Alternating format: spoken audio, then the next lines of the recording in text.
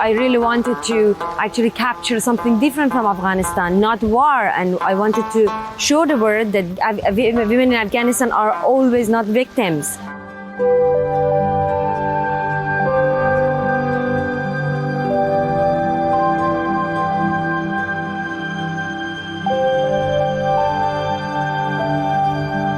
In the middle of a conflict zone, you can still find the beauties, and the world forget about that.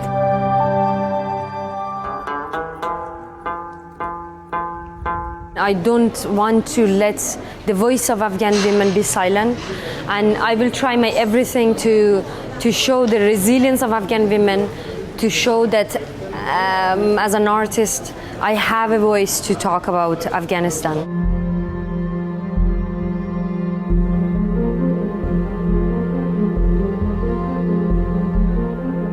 I saw that Taliban fighters with their motorcycles, with their flags, running in the streets.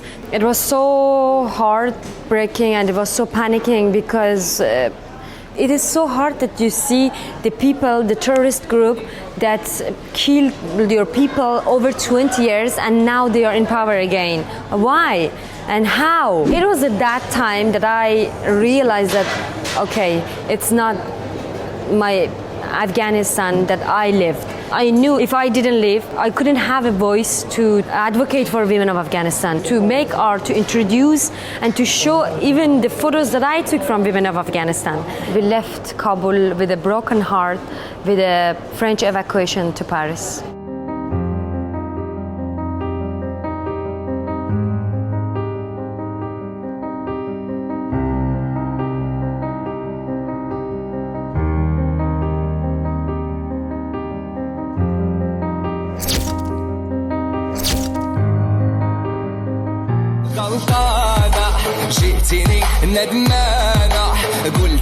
I was always looking for like a sign to know about my roots, know about my country, know about the women in my country. So many curators, even in Europe, US, so anywhere in the world, asked me to send them picture with burqa. And when I was asking them, Afghanistan is not just burqa and Afghan women is not just burqa. They told me that, hey Fatima, come on, the world knows Afghanistan and Afghan women with burqa, so don't ignore it.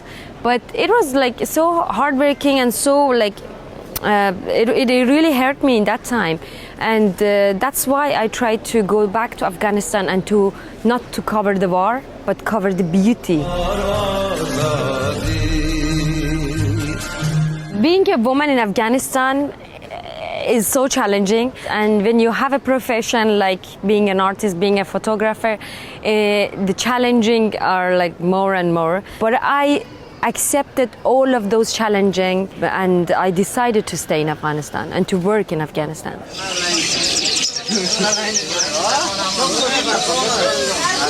When I traveled to different provinces, I had to get permission from their brother, from their parents, from their father, husband. The war took everything from us, especially from women.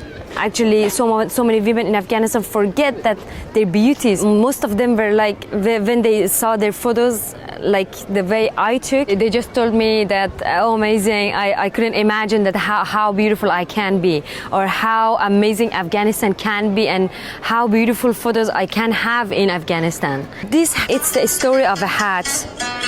That it came a long way from Daikundi to Kabul. This hat, the topak, is like special hats that women in Daikundi made it. When I was searching about like topak in Afghanistan, I couldn't find any resource about it. But when you like want to talk, or when you want to know about burqa, you can find millions of articles. So this is the thing that war like did to us.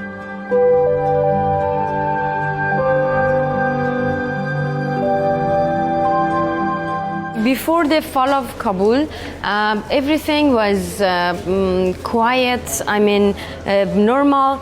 We had some like crazy target killings, explosion, the security was not good. But we had women teachers, women doctors, professors, we had women in politics, in economy. The new society gave a special place to women in Afghanistan. And in some cases, even women were so more powerful in Kabul than men. We fought for so many things, and now we went back to 20 years ago again, and it is just so heartbreaking.